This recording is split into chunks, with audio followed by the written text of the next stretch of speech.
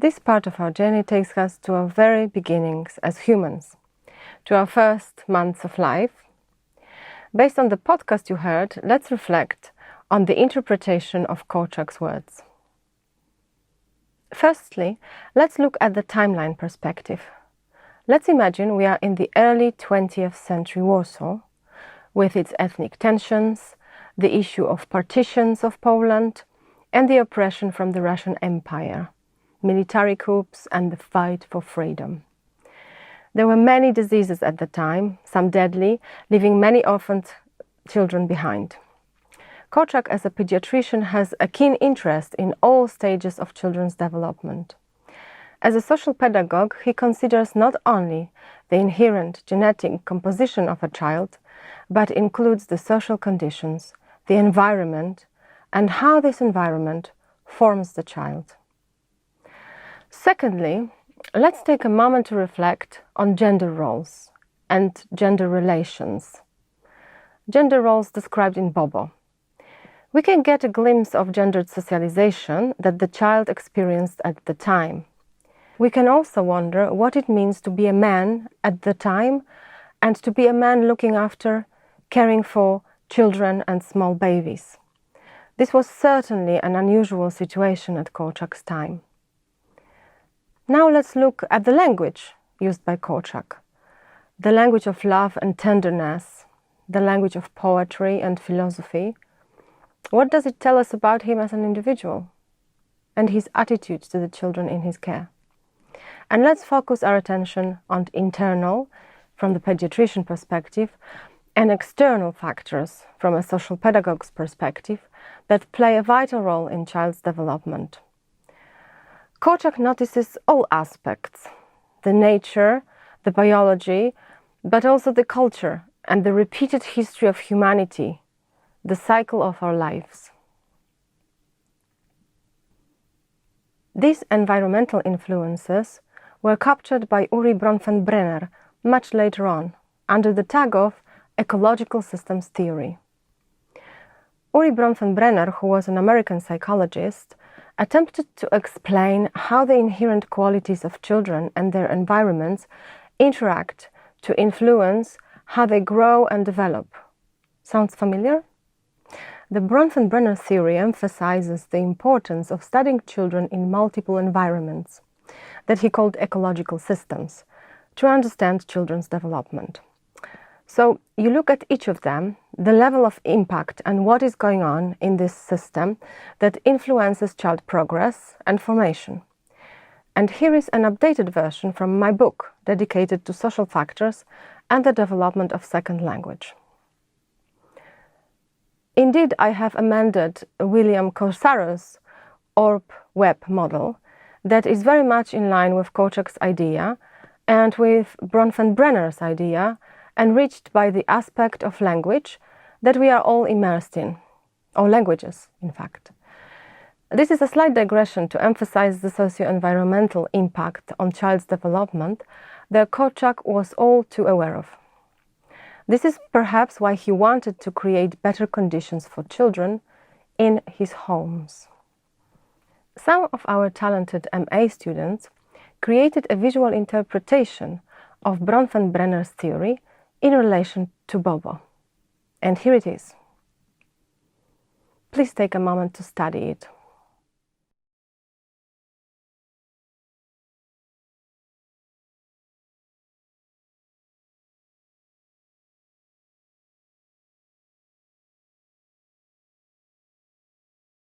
And here is another interpretation by students, the newborn child as the center of universe, using Copernicus model of the universe.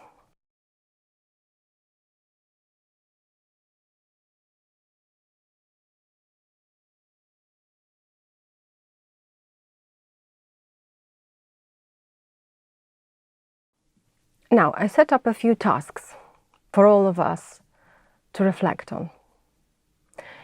First of all, please read this article by Basia Vucic and myself, entitled The Infant, Early Childhood Development and Child Rights, Reawakening Opportunities for Social Pedagogy, that was published in Social Pedagogy Quarterly Journal in 2017. And whilst you read it, please listen to some scientific evidence-based information about communication in early childhood to link it to messages, to passages from BOBO. You can go back to the BOBO podcast as many times as you need. So here is what science tells us about early childhood communication. Let's start with children's communication competence. A child from birth has behaviors that enable him or her to communicate with the environment. At the beginning, the child communicates without social intentions. The development of communication competences is highly individualized. During the first years of life, she or he learns to adapt the way of communication to family and cultural conditions. Communication of the child through facial expressions, movement, vocalization, and sight will be now explained one by one. So let's start with the sight. Already in the prenatal period, the child opens his or her eyes and is able to recognize the brightness and darkness and turns towards the source of light. After birth, the child can see at a distance of 20 to 25 centimeters, received contrast stimuli with clearly marked outlines. Eye contact with the child is a strong incentive for the parent to interact. Already in the first 2 months, the child can continuously and consciously make eye contact and may maintain this contact. In the 3rd and 4th month, the child focuses on the mouth area. When speaking to parents, guardians, the child follows the movement of the mouth. This is of course combined with the facial expressions. After birth, children try to imitate the expression of a parent, guardian's face. Already in the prenatal period, the child moves facial muscles, which are key in building social relations. And from birth, a child can express the following psycho-emotional states using facial expressions: interest, curiosity, surprise, pain, disgust, fear, and after about 4 to 6 months, also joy. About 2 months, the child reacts with a smile to the parent or guardian's face, so-called social smile. Around 5 to 6 months of age, the child reacts with a facial expression to the parent-guardian's expression. Around 6 to 8 months of age, a child may mimic a parent or guardian's expression. Now look at the vocal cues, vocalization. In the prenatal period, the child learns to tone off the voice of the most important people. After birth, he learns the voice of the mother. After birth, he or she expresses their needs by shouting or crying, and after a few weeks, the first spontaneous sounds are created. And this comes with movement. In the prenatal period, the child makes contact with parents, mainly with the mother, touches and learns her body, sucks his thumb. And a few weeks after birth, the baby reacts strongly to external touch, a preference for rhythmic movements such as rocking, changing the position of the whole body, and touch is often the child's first way of communicating with the environment. The primary reflexes of the newborn, including the motor reflex, also play a key role. From 3 to 4 months, the child also uses objects to communicate with the environment. Joint games such as hiding the object or giving, taking, hide and seek. At the end of the first year of life, children begin to wave goodbye and show their needs through gestures. Korczak was a very good observer of all these attributes of babies. He was one of the first to notice that you should not bind children's hands. You should not put gloves or mittens on them so they could freely experience the environment around them. So let's move on to parents' interaction with their children. Let's start with the age from birth to 3 months. Well, parent-child interaction is a dynamic process depending on the situation, personality, and biological conditions of the child and their parents. Objectively, basic needs are regulated. The first parent-child matching takes place. Educational tasks for parent are apparent. They need to use observation, learning the child's signals, tuning and matching, getting to know each other. The child's ability to concentrate and react to social stimuli increases, and around 8 weeks, the first conscious social smile as a reaction to a parent, a guardian, may be observed. The child shows his readiness to interact with the environment through a smile, verbal signals, facial expressions, and motor skills. Then if we move on to 4 to 6 months babies, objectively, we should aim at strengthening the mutual exchange and child competence to interact with the environment. The child develops their competences in a constant dialogue with the parent, the guardian. They need stimulation, they need interaction. Increasing use of various objects for mutual interaction is advisable. Growing of the parent certainty, knowing of the child, awareness of his or her needs, and ways of communicating is more strong in that period. Parents and the child begin to develop a sense of children's separateness and independence. The child initiates and directs play together more and more often.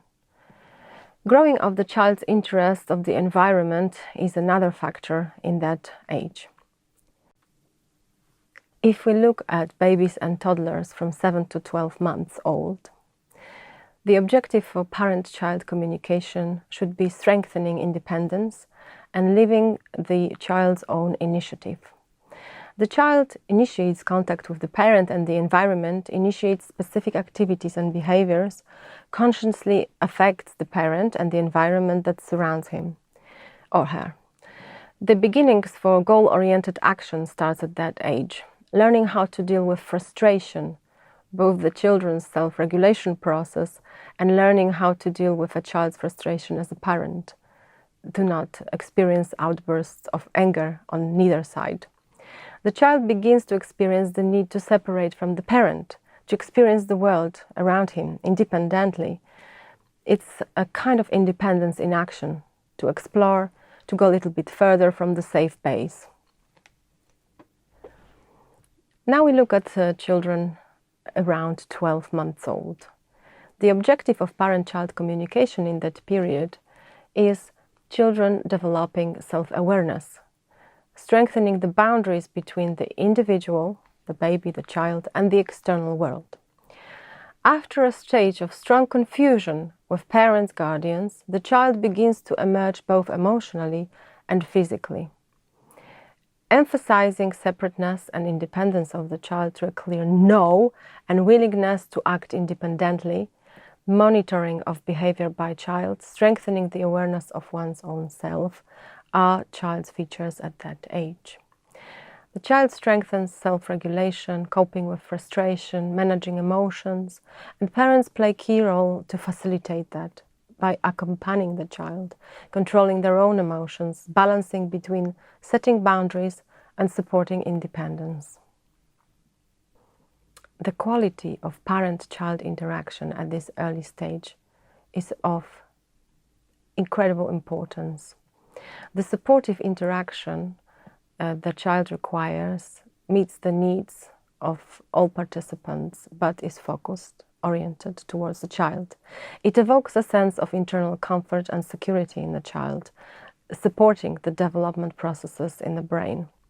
The supportive interaction, one that meets the needs of the child, evokes a sense of internal comfort and security and supports developmental processes. The inhibitory interaction, one that is a source of suffering, does not meet the needs of its participants, the child especially, and it inhibits development process. So the most important feature of supportive parent-child interaction is to approach a child matching the parent's response to the child's age, situation, and the ways of communicating needs from the child matching the parent's response to the child's signals. The parents must learn the signals. So it's time for matching, the synchronization of communication, learning the child, matching parents' response to the signals given by the child. It's a long-term matching, strengthening the child's sense of agency, the possibility of influencing, and the reactivity of each other. Phew, that was hard. We came to the very end. I hope that this journey, with Korczak's contribution to all this modern scientific knowledge about communication with babies, indicates that his work may be considered universal and a cornerstone for understanding of newborn babies and toddlers.